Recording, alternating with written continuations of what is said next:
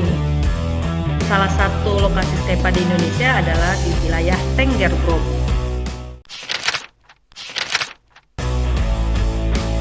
Nah, anak-anak tahu di mana lokasinya? Tumbuhan yang ada di sini sangat terbatas. Iya, betul sekali. Wilayah gurun ataupun biasa dibilang dengan bioma padang pasir. Di lokasi ini, anak-anak pasti sudah tahu pasti sangat kering, sangat panas pada siang hari, dan sangat dingin di malam hari. Curah hujan pun sangat rendah per tahunnya, yaitu sekitar kurang dari 250 mm per tahunnya. Jadi, tumbuhan yang hanya bisa sanggup hidup di lingkungan yang kering tersebut hanya salah satunya adalah kaktus, dan hewan yang bisa hidup di sini adalah hewan-hewan malam. Kalau untuk ukurannya kecil atau biasa dibilang dengan hewan nokturnal, tikus, kadal, ular, kalajengking. Dan kalau yang besarnya pasti yang kita tahu adalah unta, banyak perlindungan tubuhnya. Oke, apa jadinya kalau seandainya salah satu hewan yang berasal dari daerah yang banyak tumbuhannya ini, salah satunya adalah harimau, kita tempatkan hidupnya di daerah padang pasir. Apa yang akan terjadi pada hewan tersebut? Ada yang tahu?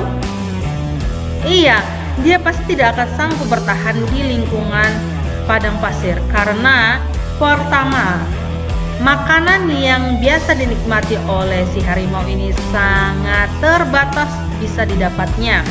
Kemudian si harimau ini akan sangat tidak mampu untuk hidup di daerah yang sangat panas karena dia memiliki rambut di permukaan tubuhnya sehingga akan kesulitan untuk menahan panas di lingkungannya. Kemudian ketersediaan airnya sangat sedikit, maka si harimau akan kesulitan untuk mendapatkan minuman, dan di malam hari yang sangat dingin dia akan sangat kesulitan untuk menahan rasa dingin dari lingkungannya. Coraknya yang sangat beragam ini sangat memungkinkan dia dilihat dengan jelas oleh hewan-hewan di sekitar lingkungan tersebut. Maka kemungkinan besar harimau pasti akan mati karena dia tidak mampu menikmati makanan di lingkungan tersebut dan beradaptasi di lingkungannya. Anak-anak tahu ini bioma apa? Kata kuncinya, tumbuhannya sangat banyak jenisnya dan ketersediaan air memungkinkan untuk hidup seluruh tumbuhan dan hewannya. Iya, bioma hutan tropis.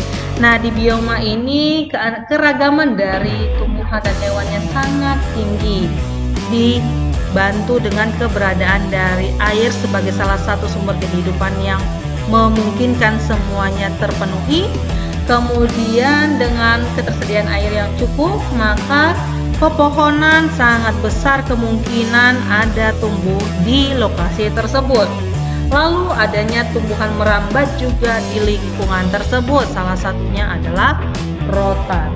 Nah, jadi kalau dibahas apa saja hewan yang ada di situ, bisa banyak jenisnya. Contohnya ada kupu-kupu, burung hantu, babi rusa, kemudian ada kera, orangutan, gorila, dan lain sebagainya. Yang pasti di bagian ekosistem ini sangat banyak jenisnya.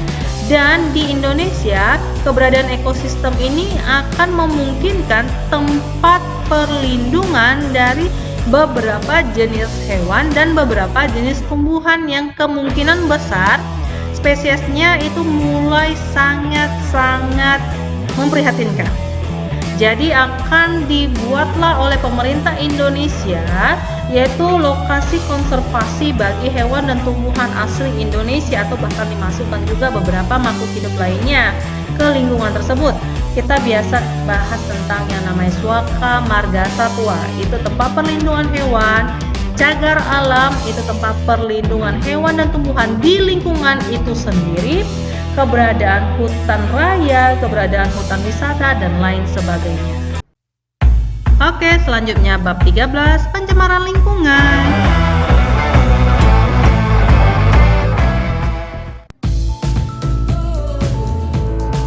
Pencemaran udara, apa yang akan terjadi di lingkungan bernama udara ini? Gangguannya berupa apa aja?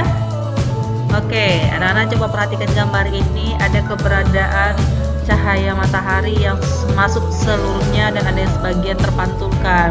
Terus yang sudah masuk dia tidak bisa keluar lagi. Nah, ini adalah cerita efek rumah kaca, penimbunan gas karbon dioksida, sulfur, dan CFC di udara. Kemudian ini adalah penipisan lapisan ozon. Anak-anak ingat, kalau kita sudah membahas tentang global warming, pasti kita akan membahas tentang lapisan ozon yang semakin rusak dengan keberadaan dari gas CFC, karbon, nitrogen yang berlebihan, dan sulfur yang berlebihan di atmosfer, sehingga menyebabkan lapisan ozon ini sangat terganggu, terutama gas CFC. Selanjutnya, keberadaan gas sulfur dioksida maupun nitrogen dioksida yang terlalu berlebihan di udara jika bercampur dengan awan akan menyebabkan kandungan air di awan tersebut akan menjadi asam sehingga menyebabkan hujan asam. Pencemaran air. Nah, apa yang akan terjadi di sini? Siapa penyebabnya? Iya, kita cek sama-sama. Ternyata air pun yang jadinya sumber kehidupan bisa jadi rusak.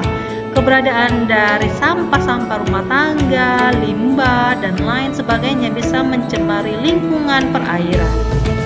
Salah satu contohnya adalah pencemaran di daerah perairan eceng gondok yang berlebihan. Pencemaran suara ini dapat disebabkan suara yang berlebihan. Efeknya adalah sulit tidur, sulit konsentrasi, dan gangguan di pendengaran. Jadi harus hati-hati ya. Selanjutnya bab 14, perubahan iklim. Nah, kalau membahas perubahan iklim, kita harus membahas tentang juga pencemaran lingkungan terutama udara. Tadi kita sudah membahas tentang global warming ataupun peningkatan suhu di permukaan bumi diakibatkan oleh rusaknya lapisan ozon. Dan di sini ada beberapa aktivitas manusia yang tanpa disadari ternyata sebagai penyumbang terbesar terjadinya kerusakan lapisan atmosfer. Nah, kerusakan ini dapat berdampak sangat luas bagi makhluk hidup. Nah, apa sih dampak dari perubahan iklim yang terjadi saat ini? Yaitu yang pasti udara buruk, alergi, dan asma, karena beberapa orang yang tidak sanggup dengan udara buruk pastinya akan mengalami gangguan, salah satunya sinusitis dan asma. Meningkatnya wabah penyakit, salah satu contoh yang saat ini adalah si COVID-19. Dan nanti akan ada badai ekstrim, akan kita bahas berikutnya.